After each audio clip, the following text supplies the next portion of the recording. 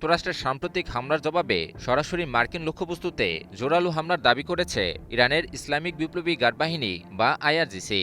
মধ্যপ্রাচ্যে অবস্থিত যুক্তরাষ্ট্রের একটি কমান্ড ও কন্ট্রোল সেন্টার বিভিন্ন কৌশলগত স্থাপনা এবং সামরিক ঘাঁটিকে লক্ষ্য করে ভয়াবহ হামলা চালানোর দাবি করে ইরানের সামরিক বাহিনী।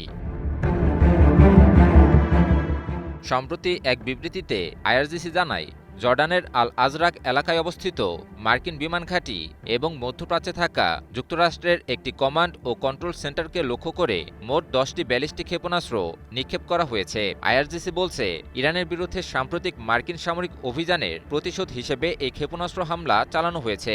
ইরানের সংবাদ মাধ্যম মেহের নিউজ এজেন্সি জানিয়েছে এ খবর। একই সঙ্গে ওয়াশিংটনের উদ্দেশ্যে নতুন করে কঠোর হুঁশিয়ারিও দিয়েছে আইআরজিসি।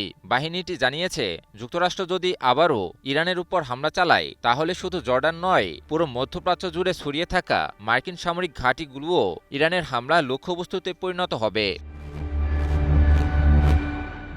আইআরজিসি আরও দাবি করেছে, এর আগেই তারা যুক্তরাষ্ট্রকে সতর্ক করেছিল যে নতুন কোনো আগ্রাসন হলে প্রতিশোধের পরিধি আরও বিস্তৃত করা হবে।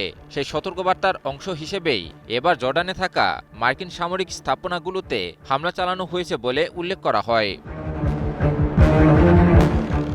যুক্তরাষ্ট্রের কমান্ড ও কন্ট্রোল সেন্টার এবং জর্ডানের বিমান ঘাঁটি ছাড়াও মধ্যপ্রাচ্যের দেশ কাতার, কুয়েত ও বাহরাইনে অবস্থিত মার্কিন ঘাঁটিতেও ভয়াবহ হামলার কথা জানায় ইরানের সামরিক বাহিনী।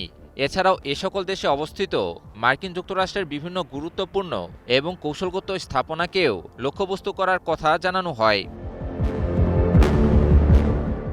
বিশ্লেষকদের মতে, ইরান ও যুক্তরাষ্ট্রের পাল্টাপাল্টি সামরিক পদক্ষেপ মধ্যপ্রাচ্যের নিরাপত্তা পরিস্থিতিকে আরও অস্থিতিশীল করে তুলছে। পাল্টা প্রতিশোধের এই ধারাবাহিকতা অব্যাহত থাকলে আঞ্চলিক সংঘাত আরও বিস্তৃত হওয়ার আশঙ্কাও উড়িয়ে দেওয়া যাচ্ছে না। তবে টানা 2 রাতের পাল্টাপাল্টি সংঘর্ষের পর নতুন করে আর সংঘাতে জড়ায়নি কোনো দেশ। মার্কিন হামলার জবাবে যে পরিমাণ বিধ্বংসী হামলা চালায় ইরান, এরপর আবারও দেশটির বিরুদ্ধে আগ্রাসনে নামলে মধ্যপ্রাচ্য থেকে যুক্তরাষ্ট্রের অস্তিত্বকেই ইরান মুছে ফেলতে পারে বলে শঙ্কা প্রকাশ করেছেন বিভিন্ন আন্তর্জাতিক বিশ্লেষকেরা। ইমন আলী, নিউজ 24।